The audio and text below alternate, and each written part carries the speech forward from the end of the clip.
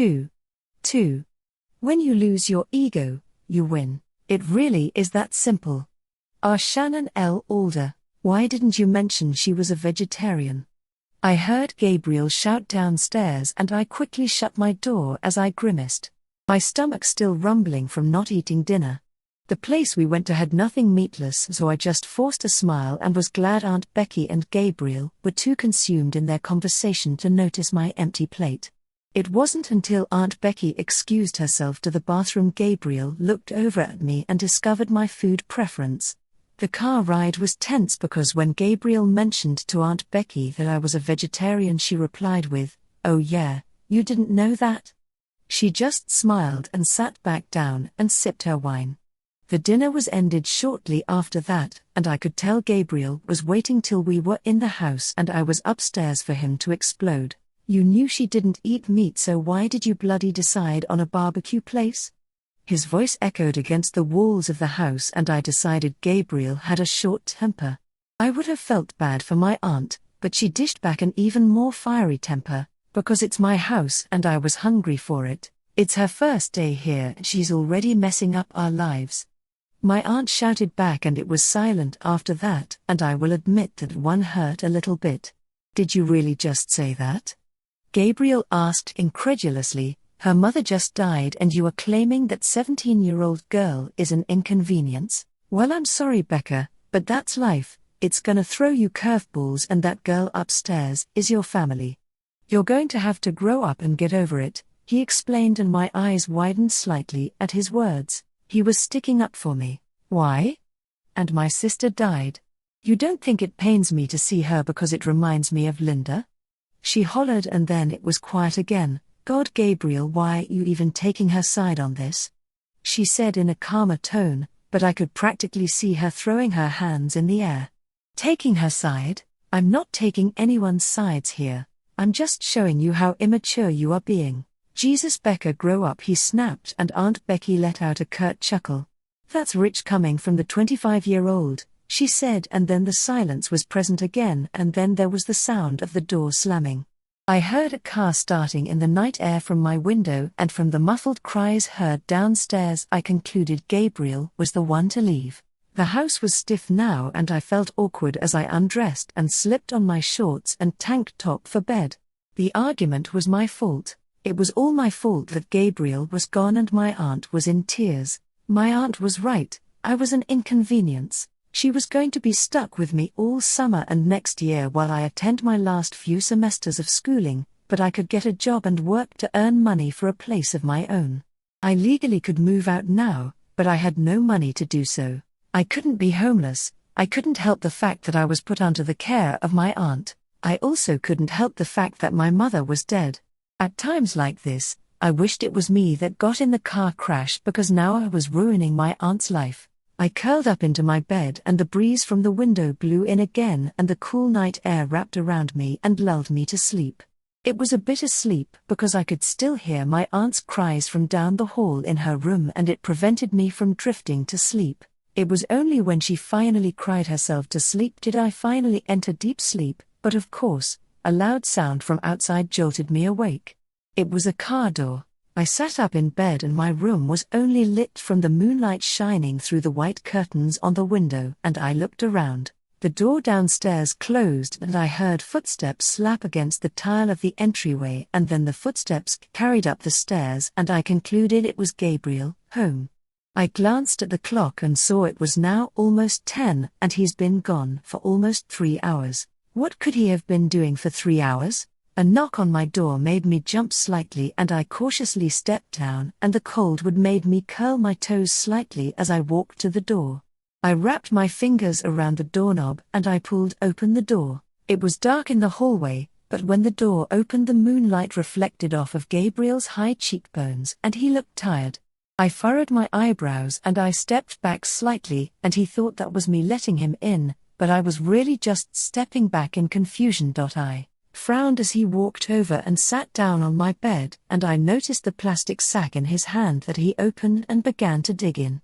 "All right, I went to the vegan-vegetarian place down in Amsterdam and I picked you up a few things," he explained, and my lips parted in surprise. Did he drive all that way to get me food? Why did he care so much? He barely knew me. I got some tofu dish thingy that the lady said was good, so if it's not, blame her. He set a styrofoam container on the nightstand and he continued digging. I got a bunch of other stuff you could eat, like some fruit and nuts and... Why? I interrupted him and he looked up from the bag and raised an eyebrow at me. Why do you care enough to go all the way into the city to get me food? I said with furrowed brows as I scrunched up my face. He dropped his hands and the sound of the bag crinkling filled the room and he too furrowed his eyebrows. I saw the emotion on his face clear as day. I'd seen it 100 times in the past month. Sympathy. You just lost your mother and I felt awful because you were not welcomed with open arms by your own aunt. You weren't even given a meal you could eat, he stated like it was obvious, but I slightly scoffed and looked down at my toes. I dug my foot into the rug on the ground and I mumbled under my breath. I don't need your pity, I said with a slight bite to my tone. I was fed up with pity from others. I hated it. Yes, my mother died, I know this. I don't need the sad looks and the belittling words from others. You don't even know me. My words were rude, but they just fell from my lips without thought. Too bad, he said as he set the bag down on the bed and stood. There's nothing wrong with a little compassion, Eleanor, he said as he made his way to the door. I didn't look up, but I heard the doorknob turn. As for your aunt, give her time. This is all overwhelming for everyone and we'll take it one day at a time. I stayed quiet and I could feel his stare on me as I looked down. After a moment he sighed and finally exited my room and his footsteps carried down the hall to my aunt and his room. When the door of their room shut, I finally looked up from the shaggy rug and around the room. The food on the nightstand made my stomach make another noise and I hurried over to it and began to munch on the food. It was delicious and the stubborn part of me scowled because it was really nice what he did. I've learned a lot about Gabriel today. He was a diplomatic man that wanted things to be fair. He had a short temper, but he was also a compassionate person when it came to others. I noticed he wasn't really aware of personal space because he kinda just did what he wanted, not thinking anything of his actions. As we waited for our table at dinner, he began a conversation with the couple next to us and he constantly touched their shoulders or their arms. It was like subconsciously he was commanding them to pay attention to him. At dinner, he talked to the waiter and joked around with him, even slapped the guy on the back as they laughed at one of his stories. He talked to everyone. I noticed my aunt didn't seem to like it because the attention wasn't on her. Gabriel seemed to notice this from time to time because every now and then he would gear the conversation towards her. He was a nice guy and I felt bad for being rude to him because he's only showed me kindness. I felt like crap now and I was disappointed in my actions. He didn't deserve the rude comments I fed him. He was too nice and he'd already been yelled at by my aunt. I sighed and closed my food container and set it on the nightstand again. My lips sat in a pout as I climbed under the sheets of the bed. I decided to apologize in the morning because I didn't need both of my new guardians mad at me. 3. There is no love without forgiveness, and there is no forgiveness without love. Bryant H. McGill. The air was stiff when I walked into the kitchen the following day. It was around 5 o'clock in the evening and Aunt Becky and Gabriel were home from work. I wasn't sure what Gabriel did, but Aunt Becky was an accountant at some firm in town. I pictured Gabriel doing some sort of rehabilitative line of work, maybe a doctor or a nurse. The day was warm and I spent it outside walking Blue around the lake. I found a spot in the sun to read and I laid out in the grass and Blue would occasionally come lay down with me after he'd ran around. I read all day and when the breeze turned cold and the sun began to set I made my way home for dinner. The tension in the room could be cut in half with a knife and I feared they were still fighting. I missed them this morning so I never got a chance to apologize, so now would be as good as time as any. Hello, I grated awkwardly as I walked into the kitchen and took a seat on a bar stool. Gabriel was cutting vegetables and Aunt Becky was stirring something in a pot with a hand on her hip. Gabriel's head shot up at the sound of my voice and he gave me a heart-stopping smile that almost made the corners of my lips twitch up. How's it going, Eleanor? Gabriel grated like it was a normal Tuesday and I'd never said anything rude to him. I'm doing fine. I wanted to apologize, to both of you. I said, and the sound of Aunt Becky's string stopped and Gabriel furrowed his eyebrows. There's nothing for you to apologize for, Gabriel began, but Aunt Becky cut him off. Jesus, Gabriel, let the girl speak, she said, exasperated, and I glanced at Gabriel to gauge his reaction to her snapping. His lips were pursed and the hold he had on the knife tightened. He set down the knife and a forced smile presented on his face as he let me continue. Aunt Becky turned around and folded her arms over her chest, and she looked to be waiting for me to speak. I wanted to apologize for being an inconvenience last night. You two brought me into your home and I'm sorry for being so rude and for messing up the flow of things in the house, I said calmly, and my voice was shaky from not being used for so long. When I talked, my eyes glanced around the room, avoiding any eye contact from both of them. Aunt Becky seemed pleased with me and a big smile filled her face as she uncrossed her arms. Thank you, Eleanor, for apologizing. We forgive you. She cheered. How about after dinner we all go sit on the couch for a movie, yeah? She said, and the excitement relieved me because she was no longer in her sour mood.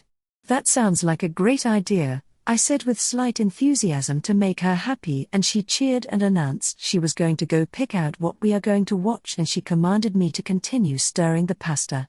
I followed directions and I grabbed the wooden spoon and stirred the creamy sauce in the pot. I could feel eyes on me and I knew they belonged to Gabriel, but I didn't turn around. You had no right to be apologizing, he said, and the sound of him cutting began again. She should have been the one saying sorry, he said in a quiet voice so Aunt Becky wouldn't overhear. His cutting got a little louder as he put more pressure into his slices. I was mostly apologizing to you because I was rude last night, I muttered, and the sound of cutting stopped for a moment of hesitation before it continued again. You don't need to apologize for that either, you're a good kid, Eleanor, he said, and my lips twitched a little in a sad attempt of a smile. I start each day fresh, so what happened yesterday is long gone. If only your aunt could abide by that same philosophy. He muttered the last part and I bit my lip slightly. Anyway, it's over, she's happy, let's move on. He sighed and set down the knife, and he was by my side with the cutting board in his hand. His side pushed into mine as he leaned past me to slide the cut vegetables into the pasta. There he goes with the personal space issue. I awkwardly stepped back and out of his way so he could fully stand in front of the food. I brushed my hand over my side that was warm from his touch. I bit my lip and shook my head before going over to the cabinets and searching for plates. It took a few tries, but I finally found them, and I set them in a row so he could plate the meal when it was ready. I leaned against the counter and I crossed my legs and smoothed out my yellow sundress. It was quiet and the only sound was the sizzling of the pan. I picked off random pieces of grass from my clothing and I threw them in the trash can. After a moment he spoke. What did you do today?